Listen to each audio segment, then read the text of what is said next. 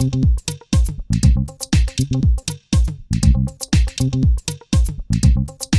the bass kick.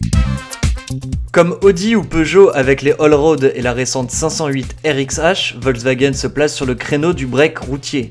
Le but pour le constructeur allemand est clair, allier confort, habitabilité, tenue de route et capacité tout chemin d'un SUV.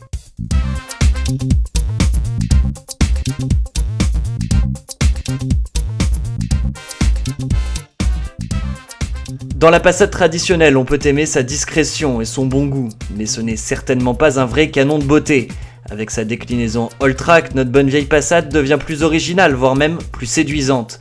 Des extensions d'ailes, des bas de caisse, à l'avant un bouclier spécifique apparaît, et puis bien sûr la Alltrack est surélevée de 30 mm. En bref, les codes du break tout chemin sont repris, et c'est plutôt réussi.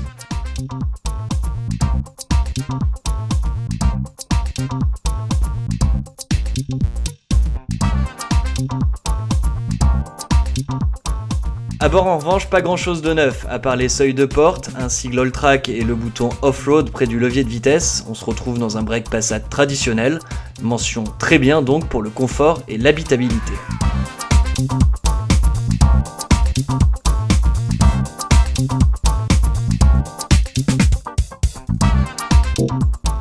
Par rapport au break, notre version 2 litres diesel 140 chevaux à transmission intégrale consomme plus et perd en aérodynamisme. L'accélération, elle, est toujours aussi bonne, tout comme la reprise largement suffisante. C'est en revanche côté confort que la Alltrack possède un vrai plus avec un roulis bien limité et un comportement vraiment homogène. Sur terrain difficile ou glissant, l'Alltrack s'adapte parfaitement avec sa transmission intégrale, une vraie réussite technique.